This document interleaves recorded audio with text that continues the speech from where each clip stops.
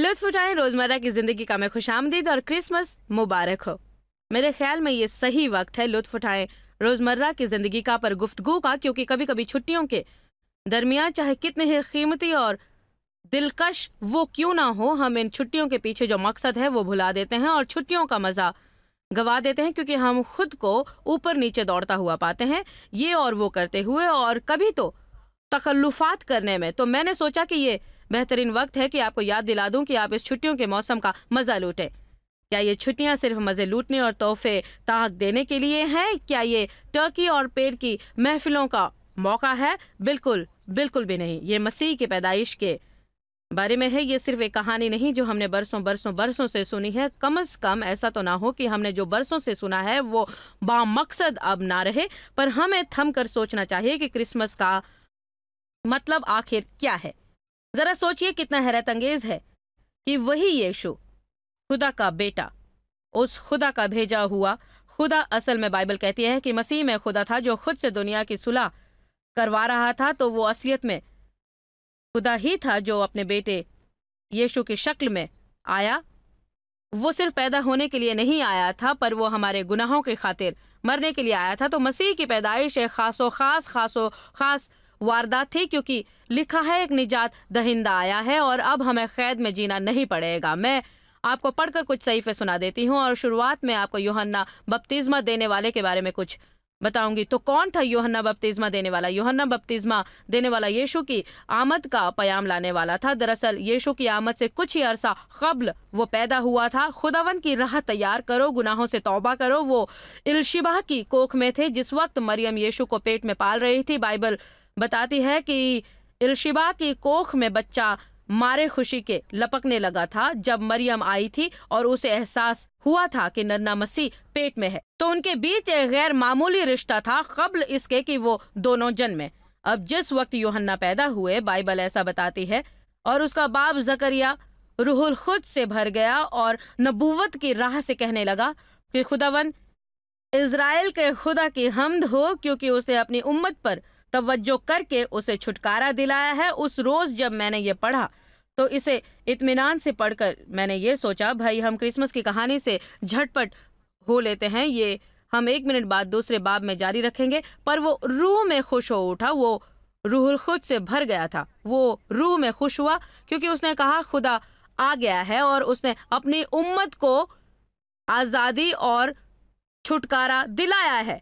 तो ये छुटकारा आखिर है क्या? जब आप किसी चीज को छुड़वाते हैं, इसका मतलब हुआ उसे वापस खरीद लेना। खुदा का कभी भी ये इरादा नहीं था उसके लोग शैतान के कब्जे में हों, लेकिन शैतान अदन के बाग में आदम का, आदम ने अपने इख्तियारात दे डाले, अपने हुकूक दे डाले, पर खुदा के पास फौरी निजात का एक मंसूबा था। वो मंसूबा कि वो अपने कौम को वापस खरीद ले, उनकी आज़ादी खरीद ले, क्योंकि खुदा चाहता है हम आज़ाद रहें, हम छुटकारे से रहें, किसी कैद में नहीं रहें। फिर आगे बताया गया है हमारे लिए नजात का सिंह निकाला। मुझे पसंद है ये, मुझे ये बहुत पसंद है। मसीह का एक ताकतवर और बहादुर मददगार है। क्या आप वो हैं जिसे ज़िंदगी में मदद चाहिए? वैसे मैं वैसी हूँ। मैं हमेशा कहती हूँ खुदा मेरी इसमें मदद कर, उसमें मदद कर, और खुदा इस काम में मेरी मदद कर, उस काम में मेरी मदद कर, मुझसे ये पूरा करवा, मुझसे वो पूरा करवा।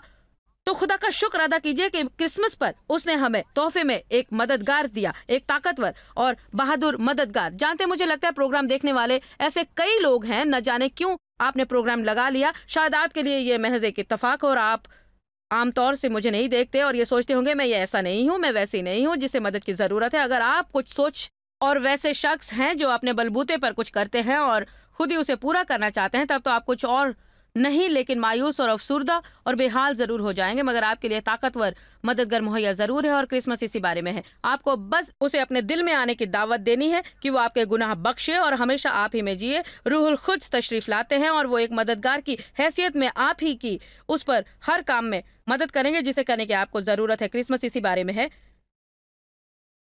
खुदा ने निजात दहिंदा भेजा, उसने हमारे लिए भेजा है, उसने हमारे लिए मददगार भेजा। अपने खादिम दाऊद के घराने में हमारे लिए नजात का सिंह निकाला, जैसा उसने अपने पाक नबियों की ज़बानी कहा था जो कि दुनिया के शुरू से होते आए हैं। पुराने करारनामे में यीशु की पोशिनगाई जारी थी। शुरू ही से जब बाग में आदम से गुनाह हुआ, खुदा ने एक निजात दहिंदे की आमद का जिक्र किया था ताकि हमें निजात बख्शी जाए। मेरा पसंदीदा है। एक बार फिर क्रिसमस किस बारे में है? यानी हमको हमारे दुश्मनों से और सब किना रखने वालों के हाथ से निजात मिले। मैं आपसे एक सवाल पूछना चाहती हूँ। आपको ये अजीब सा लगेगा, पर आपका कोई दुश्मन है? आप बताएंगे? मुमकिन है क्रिसमस है तो क्रिसमस के मौके पर हम अपने दुश्मनों की बात ना छेड़े, पर जानते हैं वो मौजूद हैं। खुदा दुश्मनों को लेकर हमारी मदद करेगा। वो दुश्मनों से आपके काम बनवा सकता है अगर आपने उस पर भरोसा रखा और उस पर एतमाद किया, बजाय इसके कि सब कुछ अपने बलबूते पर करें। कई बार मैं सोचती हूँ कि खुदा हमें बेदाग साबित करता है। इसका मतलब वो हमें बेदाग साबित करने वाला है। जब कोई हमसे बदसलूकी करता है, वो हमें बेदाग साबित करके वो सब ठीक कर देगा। खुदा इंसाफ पसंद खुदा है। इसका मतलब हुआ कि आखिर में हर बुराई को भलाई में उनके बदल देता है जो मानते हैं कि उनका मुनस्सिफ बने। क्रिसमस का मतलब क्या है? आपको एक मुंजी मिला, आपको मददगार मिला, बहुत ही ताकतवर मददगार। आपको निजात दिलाने वाला मिला। आपके लिए वो है जो आपको दुश्मनों से निजात दिलवाएगा ताकि हमारे बाप दादा पर रहम करे और अपने पाक अहद को याद फरमाए ताकि नवाजे, क्योंकि ये पाक है और ये अहद खुदावंद ताला का किया हुआ है। मैं बता दूं, कल इसे जब पढ़ने लगी तो मैं जोश से भर गई और मुझे लगा कि क्रिसमस के मौके पर आपको कुछ खास बताऊंगी। मैंने सोचा इन सहीफों को लेकर बैठूंगी और इन्हें एक एक करके समझूंगी, पर आपके लिए रोया पेश करूंगी कि क्रिसमस के असली माने क्या हैं, उसके मतलब क्या है। जब यीशु आए, वो खुदा का रहम दिखाने आए। खुदा की कितनी जबरदस्त बात है कि वो हमारे तमाम गुनाह, तमाम नाकामियां और तमाम गलतियां, हमारी तमाम बुराइयां अपने इकलौते बेटे यीशु मसीह पर ला दे। असलियत में उसने ये सब अपने ऊपर ले लिया क्योंकि वो मसीह की शक्ल में खुदा ही था जो दुनिया की खुद से सुलह करवा रहा था। हम अपने खुदा की इबादत 3 शख्सियतों में करते हैं, यानी 3 होना, बाप, बेटा और रूहुल खुद्स। खुदा बाप, खुदा बेटा और खुदा रूहुल खुद्स, ताकि वो रहम और करम करे जो उसने अहद किया था और वो हमें नवाजे। मुझे बड़ी खुशी है कि हमें यीशु नवाजने आए और हम पर लानत डालने नहीं आए। बाइबल फरमाती है बगैर ईमान के खुदा को पसंद आना नामुमकिन है। इब्रानियों 11:6 और बगैर ईमान के उसको पसंद आना नामुमकिन है, इसलिए कि खुदा के पास आने वाले को ईमान लाना चाहिए कि वो मौजूद है और अपने तालिबों को नवाज देता है। इस पर गौर कीजिए।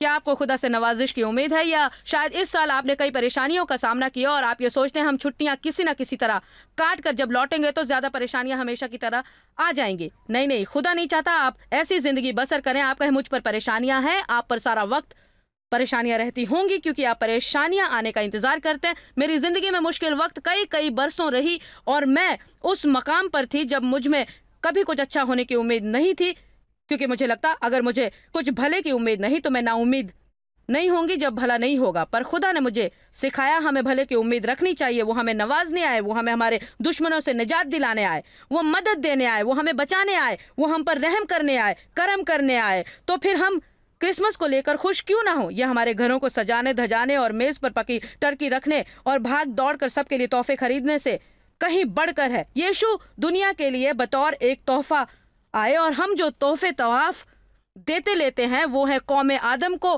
बख्शे हुए सबसे अजीम तोहफा पाने का जश्न, जो कि खुदा का बेटा था, खुदा से आया हुआ खुदा जो खुद खुदा था।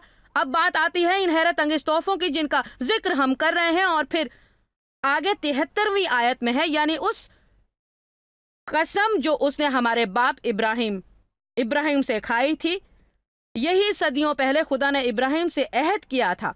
उसका जिक्र हमें आज क्यों करना है? सिर्फ ये बताने कि खुदा अपनी जबान का पाबंद है, वो अपना वादा पूरा करता है। उसने सदियों पहले एक इंसान से वादा किया था, उसे पूरा होने से हजारों बरस पहले, और फिर उसे पूरा किया। खुदा आपसे अपना वादा हमेशा निभाएगा। आपके लिए उसका कलाम जानना जरूरी है, आपको उसके कलाम पर ईमान लाना जरूरी है और आपको उम्मीद करना जरूरी है कि खुदा आपसे अपना वादा निभाएगा। अगर इसमें वक्त लगे तो ना उम्मीद ना हो। मेरा मतलब इसमें वक्त लगा, निजात के मंसूबे में वक्त लगा, पर खुदा का आपके लिए मंसूबा है और आपके लिए खुदा का मंसूबा बेहतरीन होगा। अगर आप ईमान से चाहें कि खुदा आपको नवाजे, आप पर रहम करे, आप पर करम करे, आपकी जिंदगी में बेहतरीन चीजें दाखिल करे, आपकी जिंदगी में जो कुछ भी आपके साथ हुआ था वो ऐसा नहीं जिस पर खुदा के फजल और करम से काबू ना पाया जा सके, लोगों ने चाहे आपके साथ कैसा सलूक क्यों ना किया हो, चाहे आपने बजाते खुद भी कुछ किया धरा हो, चाहे आपने बजाते खुद कितने ही बुरे फैल क्यों ना किए हो, खुदा रहीम और रहमान है। कोई भी गड्ढा उतना गहरा नहीं जिसमें से वो आपको निकाल नहीं सकता। वो आपकी मदद करना चाहता है। वो बतौर एक मददगार आपकी मदद को आया। और इस हिस्से के आखिरी सहीफे में आपको पढ़कर सुनाना चाहूंगी 74वीं आयत की। वो हमें ये इनायत करेगा कि अपने दुश्मनों के हाथ से छूटकर उम्र भर बेखौफ उसकी इबादत करें। यह खुशी की खबर है क्योंकि हमें खौफ में नहीं जीना है। खुदा ने हमें दहशत की रूह नहीं बल्कि कुदरत और मोहब्बत और तरबियत की रूह दी है। हम बेखौफ खुदा की इबादत कर सकते हैं। हमें ये फिक्र नहीं करनी चाहिए कि लोग क्या सोचते हैं। हमें किसी कमी की फिक्र नहीं करनी चाहिए क्योंकि खुदा का वादा है कि वो हमारी ज़रूरतों को पूरा और हमारा ख्याल करता रहेगा। हमें माजी की बातों की फिक्र करने की ज़रूरत नहीं क्योंकि माजी में कुछ भी ऐसा नहीं जिससे खुदा निपट ना सके। हमें मुस्तकबिल की फिक्र छोड़नी चाहिए क्योंकि वो फरमाता है हम फिक्र ना करें। आपसे सच कहूँ तो गुनाहों को लेकर हमें फिक्र करने की ज़रूरत बिल्कुल नहीं है। अब इसका मतलब ये नहीं कि गैर संजीदा रवैया रख कर कहें मुझे कोई परवाह नहीं, क्या हुआ अगर मैंने बुराई की, मैं तो गुनाह करूंगा। मैं ऐसा नहीं कहती, पर इसे लेकर फिक्रमंद होना नहीं है और ना तो खता का एहसास रखना है क्योंकि हमारे लिए निजात दहिंदा जो है, इसलिए हमें ये लेकर फिक्रमंद नहीं होना चाहिए। गुनाह को लेकर हमें फिक्र करने के बजाय उसे कबूल करना चाहिए। पहले यूहन्ना में बाइबल कहती है अगर हमने अपना गुनाह कबूल कर लिया और माना कि हमसे गुनाह हुआ है तो वो ईमानदाराना और मुनसिफाना तौर से हमारे तमाम गुनाह माफ करता है, हमारी नापाकीज़गी को धोता रहेगा। जी, ये छुट्टियों का मौसम है, पर इसके माने ये नहीं कि ऐसे लोग ये प्रोग्राम देख रहे हैं जो गमज़दा नहीं है। मुमकिन है आप गमज़दा हैं क्योंकि आपको कभी खुदा की मोहब्बत का एहसास नहीं हुआ है। मुमकिन है आप गमज़दा हैं क्योंकि आप दहशत में जिए। मैं नहीं जानती, शायद आपको ऐसे लोग के साथ छुट्टियों का ये मौसम गुजारना है जो आप में दहशत जगाते हैं, या कोई ऐसा अजीज़ है जिसने माजी में आपसे बदसलूकी की, या कोई ऐसा अजीज़ जिसने आपका इस्तेसाल किया है, या कोई ऐसा जिसका आसपास रहना आपको नागवार लगता है, या शायद आप छुट्टियों के मौसम का लुत्फ ना उठा पाएं क्योंकि आप दहशत ज़दा हैं। शायद आप इस बात से फिक्रमंद हैं कि आपने तो जो तोहफे फरोख्त किए हैं उनकी कीमत कैसे चुका पाएंगे। पर मैं आपको बता दूं कि खुदा ने आपको दहशत की रूह नहीं बल्कि कुदरत और मोहब्बत और तरबियत की रूह दी है। ये ना तो खुदा की मर्जी ना तो इसमें आपकी भलाई है कि आप दहशत से जिए। तो क्यों ना इसे एक फैसला लेने का मौसम बनाए कि आप खुदा को बेहतर तौर से जानेंगे, उसके किरदार को पहचानेंगे और सीखेंगे कि किस तरह उसके वादों को हासिल किया जा सकता है। आप ये जानेंगे कि क्रिसमस काहे के बारे में है, खुदा ने निजात दहिंदा क्यों भेजा था और आपने उन वादों को पूरा होते हुए अपनी ज़िंदगी में देखा है। मैं ये आयत अब आपको पढ़कर सुनाती हूँ, फिर हम थोड़ी सी इजाज़त चाहेंगे। तो हमें ये इनायत करेगा कि दुश्मनों के हाथ से छूट कर हम बेखौफ होकर इसकी इबादत करें।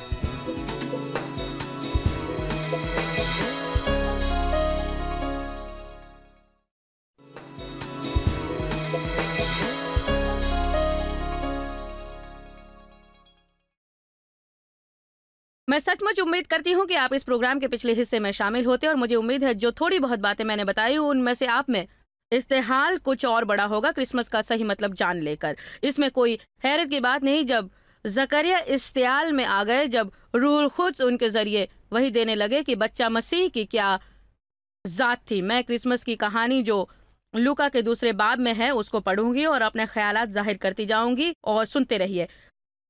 उन दिनों में ऐसा हुआ कि कैसर ऑगस्टस की तरफ से ये हुक्मनामा जारी हुआ कि सारी दुनिया के लोगों के नाम लिखे जाएं। दरअसल वो मर्दमशुमारी वहाँ पर चल रही थी, सबकी गिनती हो रही थी। ये पहली इसम नवासी सूरियों के हाकिम क्विरिनियस के अहद में हुई और सब लोग नाम लिखवाने के लिए अपने अपने शहर को गए।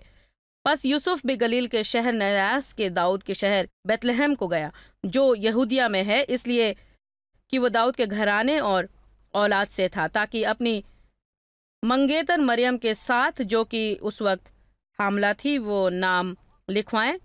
जब वो वहाँ मौजूद थे तो ऐसा हुआ कि उसके जन्ने का वक्त आ पहुँचा और वो पहलौठा बेटा जनी और उसको कपड़े में लपेट कर चराई में रखा, क्योंकि उनके वास्ते सराय में जगह नहीं थी। उसी इलाके में चरवाहे थे जो रात को मैदान में रहकर अपने गल्ले की निगाहबानी किया करते थे, और खुदावंत का फरिश्ता उनके पास आकर खड़ा हो गया और खुदावंत का जलाल उनके चौगिर्द चमका और वो निहायत डर गए। मगर फरिश्ते ने उनसे कहा, डरो नहीं, क्योंकि देखो मैं तुम्हें बड़ी खुशी की बशारत देता हूँ जो सारी उम्मत के वास्ते होगी। कि आज दाऊद के शहर में तुम्हारे लिए एक मुंजी पैदा हुआ, यानी मसीह खुदावन।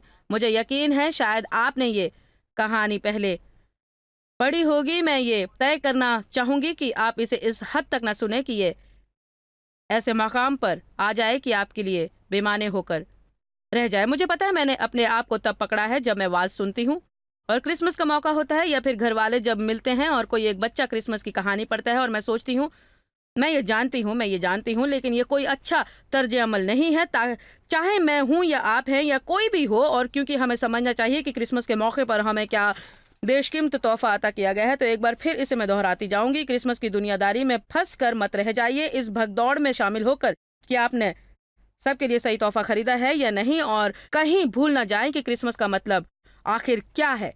क्रिसमस मसीह की पैदाइश का जश्न है, सबसे बड़ा तोहफा जो आदम की नस्ल को मिला। जैसा मैंने पहले कहा था, पूरे के पूरे पुराने करारनामे में आने वाले निजात दहिंदे की बशारतें भरी पड़ी हैं। एक ऐसी बशारत यशाया बाब 9 छठी आयत में है, इसलिए हमारे लिए एक लड़का तवल्लुद हुआ और हमको एक बेटा बख्शा गया और सल्तनत उसके कंधे पर होगी। एक बार फिर पढ़ती हूँ, इसलिए हमारे लिए एक लड़का तवल्लुद हुआ और हमको एक बेटा बख्शा गया। इसके मतलब क्या है? मेरे ख्याल में ये आजकल की सियासती सरकार की बाबत नहीं है। मैं मानती हूँ कि हमारी ज़िंदगी की सरकार उसके कंधे पर होगी। मैं मानती हूँ कि खुदा चाहता है और उसका हक है, क्योंकि हम उसकी खल्क हैं, ताकि वो हम पर हुकूमत कर सके। मुझे एक सवाल पूछने दीजिए, आपने खुद को खुदा के सपुर्द किया है? मैं सोच रही थी अगर हम इस साल क्रिसमस पर कुछ तोहफा दें तो वो सबसे बेहतरीन तोहफा क्या होगा?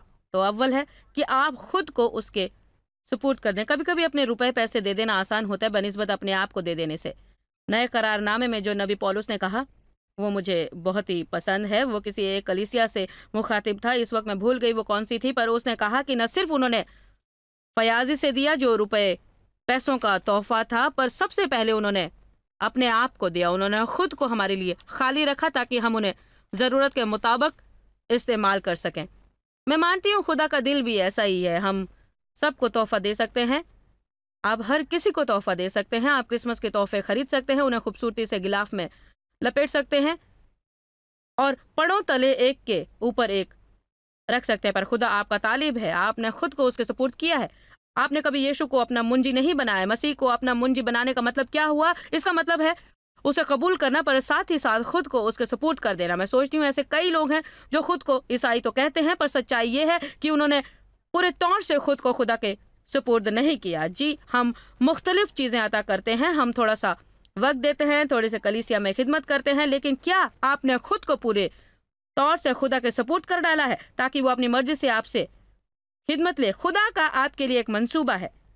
वो सिर्फ आपकी ज़िंदगी में आना ही नहीं चाहता ताकि आपकी मदद करे, बल्कि आपके ज़रिए दूसरों को मदद पहुंचाना चाहता है। मैं मानती हूँ खुदा का आपके लिए ये मंसूबा है। हम दुनिया में रहते हैं और वो हमें चोट पहुंचाती है, तो आखिर में हम खुदा की बारगाह में आते हैं और वो शिफा देता है और मदद करता है, पर वो ये काम वहीं पर ख़त्म नहीं करता। वो सिर्फ ऐसा ही नहीं चाहता कि मैं एक खुशहाल और मुतमईन ज़िंदगी पाकर रह सकूं, पर वो चाहता है हम फिर कर औरों के काम आऊं।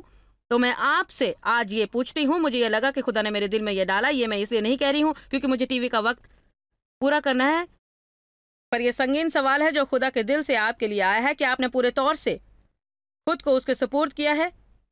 अगर नहीं तो क्या आज करेंगे? और आज जब खुद को उसके हवाले बतौर एक तोहफा करेंगे, पर क्या साथ में ये भी कहेंगे हम चाहते हैं तुम मुझसे दूसरों की मदद करवा, हम दूसरों की खिदमत में जिंदगी लगाना चाहते हैं, इसलिए हमारे लिए एक लड़का तवल्लुद हुआ और सल्तनत उसके कंधे पर होगी। क्या आप मसीह को अपने पे हुक्मरानी करने देंगे? इस पर सोचिए, वो हुक्मरान है कौन?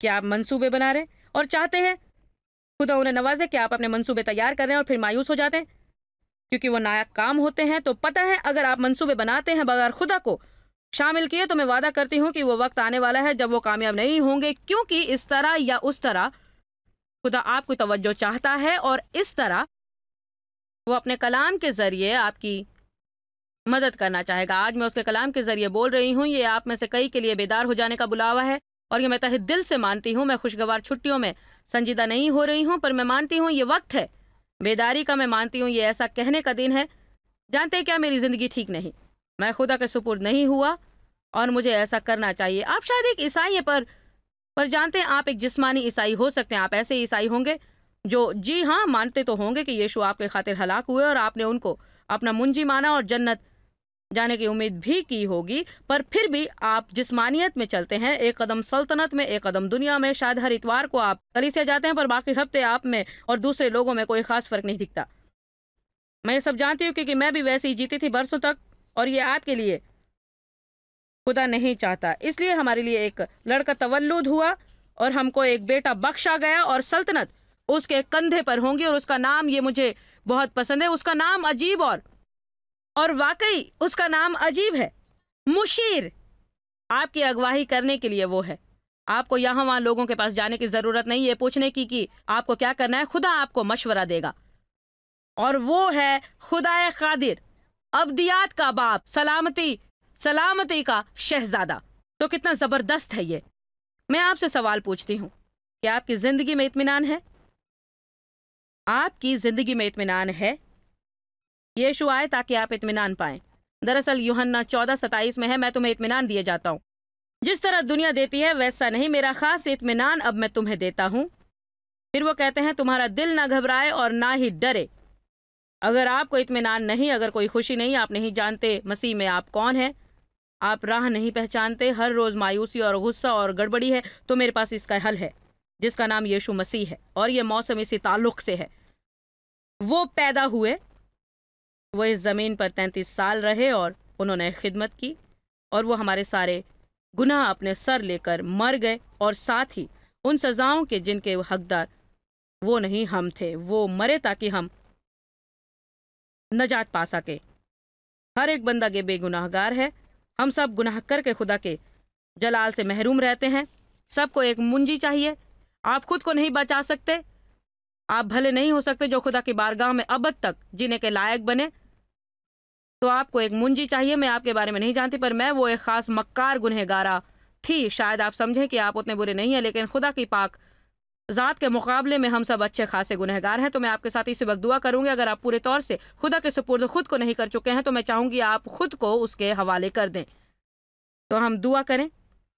ऐ खुदा बाप, हमें तुझसे मोहब्बत है। मैं चाहूंगी आप बावज़े बुलंद इसे दोहराएं। मैं अपना जुमला पूरा करूंगी तो मैं चाहूंगी आप जोर से इसे कहें। ऐ खुदा, हम तुमसे मोहब्बत करते हैं, हमें तुम्हारी जरूरत है। हम खुद को तेरे हवाले करते हैं। हम कुछ भी रोकते नहीं। हम चाहेंगे तू हम पर हुकूमत कर, तू हम पर इख्तियार ले। बाज बतौर एक क्रिसमस का तोहफा हम तेरे सुपुर्द होते हैं। हम चाहेंगे जहां भर में तू लोगों को मदद पहुंचा, अब उनके लिए जो मसीह को अपना मुंजी बनाना चाहते हैं। हम यीशु को इसी वक्त कबूल करते हैं, अपने गुनाहों की माफी चाहते हैं। आकर हम में बस जाइए। मैं ईसाई बनना चाहता हूं। हमें आपके लिए एक नई जिंदगी बसर करनी है। अब जाहिर है आपके पर्दे पर एक नंबर है जिस पर आप हम में से इस दुआ के बारे में जो कुछ सवालात हैं वो पूछ सकते हैं। हम आपके हाथों में एक किताब देना चाहेंगे जिसे हम नए साहिब ईमान को देते हैं। तो अगर आपने मसीह को आज पहली बार कबूल किया है और पहले कभी नहीं किया, तो इस नंबर पर फोन करके ये किताब जरूर हासिल कीजिए। और साथ ही साथ हम अपना हैरत अंगेज वसाइल पेश कर रहे हैं, द एवरीडे लाइफ बाइबल। ये एक तालीमी बाइबल है। इसमें मेरी 25 बरसों की कुछ तालीम भी शामिल है। पूरे 25 सालों के सबक तो नहीं, पर मुख्तलिफ तरह के सबक जरूर मौजूद हैं। मुख्तलिफ कबूलियातें जो आपके लिए हैं, जिंदगी के अलग अलग नुक्ते, मेरी लिखी अलग अलग बातें। तो हमारा प्रोग्राम देखते रहिए और ये मालूमात जरूर हासिल कीजिए।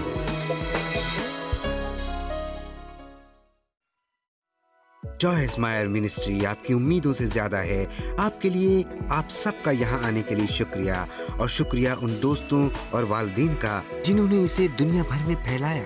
हम सब भूखे को खाना खिलाते हैं, गरीब को कपड़ा देते हैं और इस तरह मुल्क की खिदमत करते हैं। आप joycemeyer.org पर विजिट करें और अपनी इल्तिजाई इबादत हमारे साथ बांटें। देखिए जॉयस के अजीम बयान और हमारे साथ शामिल हो जाइए यीशु की मोहब्बत भरी दुनिया में।